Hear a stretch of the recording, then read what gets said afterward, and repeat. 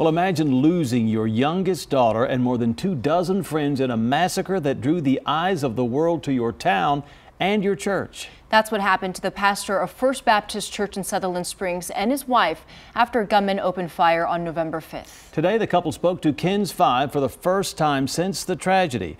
Eyewitness News reporter Addie Wahardo sat down with the couple to ask about their family and their faith. Addie? Tonight, the pastor Frank Pomeroy and his wife Sherry Pomeroy remain unshaken, true to their faith as they continue to help many in despair. But tonight they opened about their own pain and struggles. Finally, he called me again, and I was at that metal table, and he said, "Belle didn't make it," and I just dropped to my knees.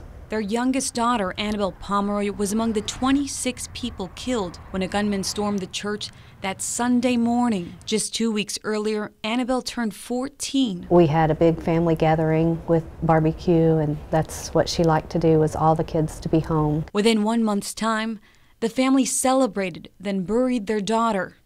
They say the most painful loss are those precious moments that will never be. The thing to me would be her graduation and her wedding. That the holidays are holidays. We've had those. Those were things that I promised her I'd be there for, which I won't.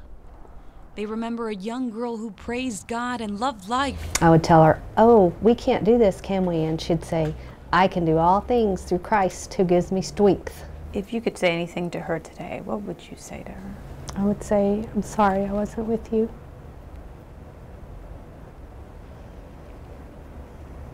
To protect you. The tragedy is difficult to grasp, but through the words of God and their deep faith, the family is pushing forward, pledging that the tragedy will not define their community or end their mission. Church service continues, as does the congregation's Thursday night dinners, which Bella loved. Every Thursday night, she would be sitting at that table with Teresa and Richard. Now, since the tragedy, the family tells me they've been struggling with conspiracy theorists harassing the congregation and just this week attacking the pastor himself. While it's painful, he tells me he won't let them hurt his community, who he considers family.